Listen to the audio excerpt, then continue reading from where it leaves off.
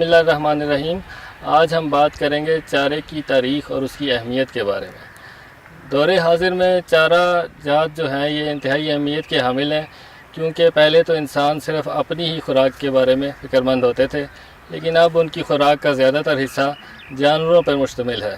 ان سے وہ دودھ اور گوشت حاصل کرتے ہیں۔ چارہ جات کی اگر ہم تاریخ دیکھیں تو تقریباً 1500 قبل مسیح میں پہلی دفعہ چارہ کاشت کیا گیا۔ جو سب سے پہلے چارہ کاشت کیا گیا تھا اس کا نام لوسن تھا، جسے آج کل لوگ شٹالہ کے نام سے جانتے ہیں۔ پھر اس کے بعد اسی طرح جانوروں کو گھروں پر پالا جانے لگا اور چارہ جات کی کاشت بڑھتی گئی۔ موجودہ دور میں کیونکہ زیادہ تر ہم جو ہے چارے کو خود ہی کاشت کرتے ہیں، اس لیے کیونکہ چارہ جات جانور کی انتہائی اہم ضرورت ہے، اور جانوروں کی آبادی جو ہے ہماری ملک کی مجموعی آبادی سے تقریباً 1.5% زیادہ ہے۔ تو چارہ جات کے لیے جانوروں کی افزائش کے لیے دو ہی طریقے تھے، ایک چارہ جات اور دوسرا فورج۔ فورج وہ گھاس پھوس ہیں جو خود ہی جنگلوں میں اگتے تھے، جنہیں چراگاہیں کہا جاتا تھا، اور جانور وہاں سے چر کر اپنی ضروریات پورا کیا کرتے تھے۔ لیکن آبادی کے بڑھنے کے ساتھ ساتھ جانوروں کی تعداد اور ان کی جو پروڈکشن تھی، پیداوار تھی، وہ کم ہو گئی۔ اس لیے اب جو یہ ایک انڈسٹری کی صورت اختیار کر چکی ہے، اور اس میں بہت زیادہ خوراک کی ضرورت ہے۔ پاکستان میں جانوروں کی خوراک تقریباً ان کے 50% حصہ ان کو مل رہا ہے، اور 50% کمی کا شکار ہے۔ چارہ جات کے 2 سیزن ایسے ہیں جن میں اس کی دستیابی بہت ہی کم ہو جاتی ہے۔ وہ ہے سردیوں کا حصہ جو دسمبر سے لے کر فروری تک جاتا ہے، اور دوسرا جون جولائی، جب شدید گرمی ہوتی ہے، خشک سالی ہو جاتی ہے، چارہ دستیاب نہیں ہوتا۔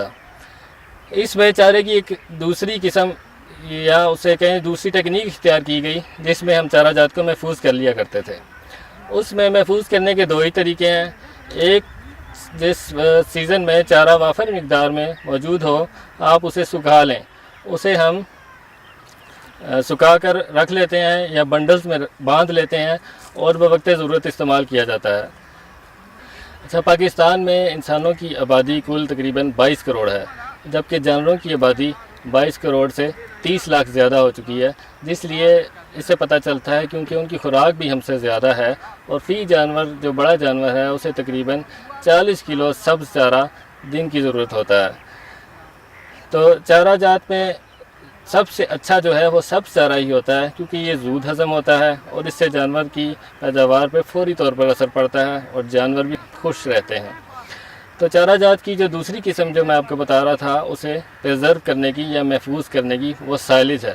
سائلج کو بنانے کے سب سے آسان طریقہ تو یہ ہے، جو دیہاتی طور پر لوگ اپنے گھروں میں بھی استعمال کر سکتے ہیں، کہ ایک کھڈا کھول لیں یا ایک بنکر بنا لیں جس کی 3 سائڈیں کورڈ ہوں، اور اس کے اندر مکئی کی فصل جب وہ دودھیا دانے پر پہنچ جاتی ہے اس سٹیج پر، تو اسے باریک کترا کیا جائے اور پھر اسے دبایا جائے، چاہے آپ ٹریکٹر سے دبائیں یا کسی وزنی چیز سے دبا کے دبائیں، اور پھر اس کے اوپر پولی تھین کا شاپر جسے کہتے ہیں وہ چڑھا کر سائڈوں سے بند کر دیں۔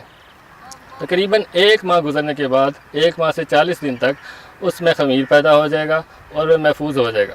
پھر آپ اس سائلج کو ایک طرف سے کھولیں اور اپنی ضرورت کے مطابق روز استعمال کرتے رہیں، تو یہ 1 سے 2 ماہ جو آپ کا خاص طور پر چارے کی غیر دستیابی کا سیزن ہوتا ہے، اس میں آپ کے کام آ جائے گا۔ اب کسان بھائیوں کو میں یہ کہنا چاہتا ہوں کہ ہمارے پاس اکثر کسان ایسے آتے ہیں، وہ کہتے ہیں جناب ہم نے 50 جانور رکھ لیے، ہم نے 10 جانور رکھ لیے، اب آپ ہمیں بتائیں کہ ہم ان کے لیے کون سا چارہ لگائیں۔ تو ہمیشہ جانور رکھنے سے پہلے ان کی خوراک کا بندوبست کیا جاتا ہے، نہ کہ رکھنے کے بعد۔ تو اس لیے آپ پہلے چارے کا بندوبست کریں، ہم سے مشورہ کریں۔ NARC فوڈر ریسرچ انسٹیٹیوٹ جو ہے، اس میں آپ کے لیے بہترین مشورے اور پمفلٹس ہمارے پاس دستیاب ہیں، جس میں ہم آپ کو ہر سیزن میں مختلف چارے کس طرح کاشت کیے جاتے ہیں اور کس طرح ان کی بہترین پیداوار لی جاتی ہے، اس کے بارے میں رہنمائی دیں گے۔